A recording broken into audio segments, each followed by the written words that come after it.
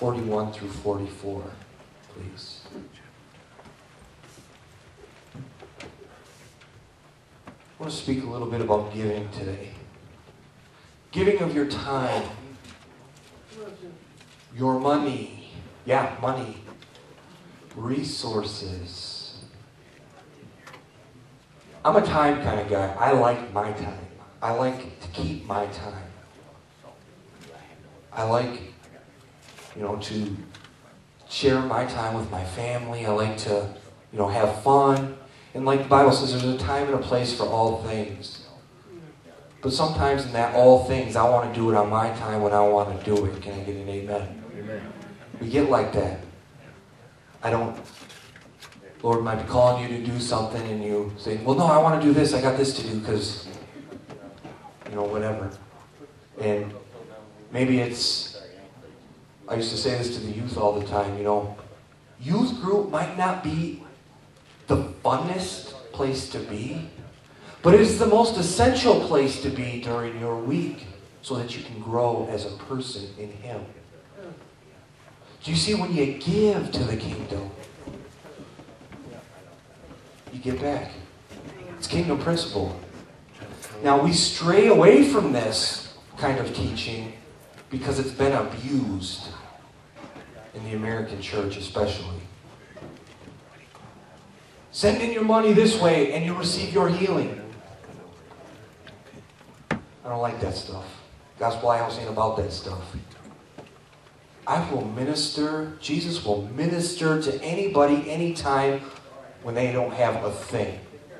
But, in saying that, the church along the line has forgotten to teach about giving. Maybe not forget, but they're too scared to, because they don't want to come off like they're begging for money.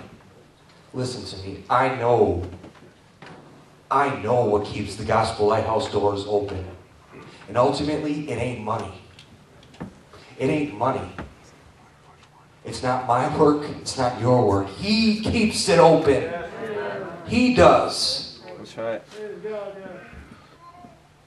But in the abuse on the teaching of giving, we've become stagnant in our giving. We've become,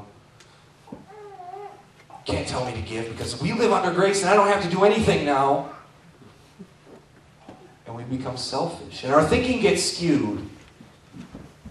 Sure, it's been abused and taught in the wrong way for personal gain. I'm not saying, not here, I'm just saying the church world. But then, in and of ourselves, we're missing out on a blessing in our lives because we won't teach about giving anymore. Whether not just money, your time, your resources, your relationships.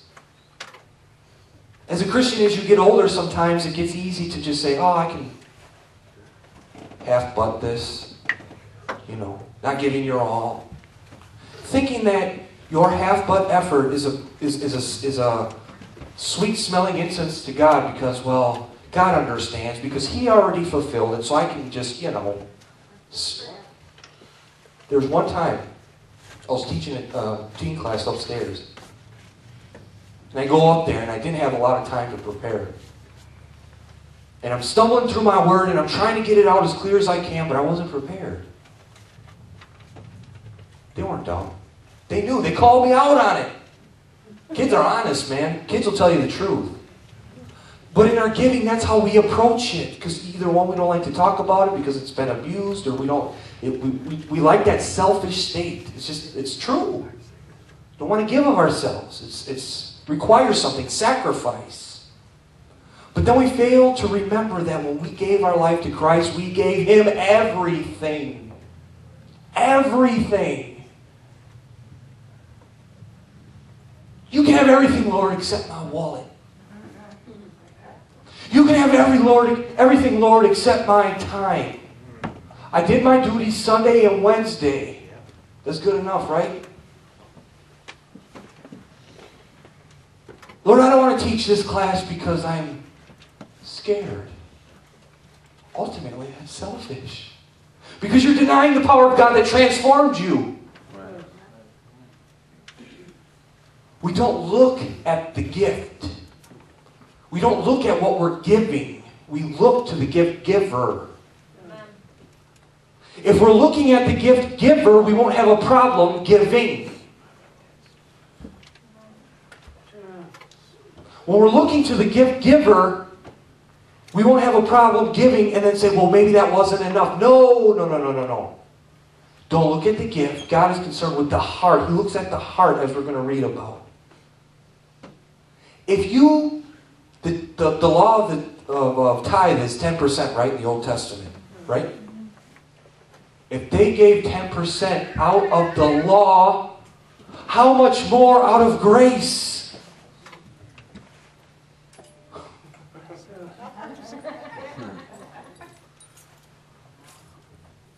Again, I'm not putting a dollar sign on anything. I'm not saying, you know, you better be giving this or that. But I'm saying a heart full of grace and mercy will give. How can we not? We need to shift our focus off of lawful giving. In our attempt not to be lawful, because of we're selfish or whatever the case might be, you know, I don't have to because I don't believe in the tithe. Whatever your case, whatever reason why you're stuck and you think you're not being lawful, you've become lawful by not giving. Because what you're saying is, Lord, I don't trust you with my time. I don't trust you with my money. I don't trust you with my resource. Therefore, you have become what you hate. Amen. That's good. Trust me, as I was preparing for this last night, man, I was like, Lord, I do not want to teach this. You know what God said to me? You teach my whole word, son. My whole word. That's right. Not what you feel like preaching about. Not what you think you can, you know, explain well. My spirit has no lack. I will fill you, that the words will flow out of your mouth. That's good. Jesus sat down near the collection box in the temple and watched as the crowds dropped in their money. Many rich people put in large amounts. Then a poor widow came and dropped in 2 small coins. Jesus called his disciples to him and said, I tell you the truth, this poor widow has given more than all the others who are making contributions. For they have given a tiny part of their surplus, but she, poor as she is, has given everything she had to live on. Everything. When you came to Christ, you gave him everything. We sing it. We sing it. Lord, I give you my all. Lord, I surrender all. Except for the things that I really, really like. Lord, I gave you my addictions. You healed me from that. I don't like drugs. Drugs are bad. Lord God, I gave you my emotional wounds because those hurt. Lord, I gave you my pride in certain areas.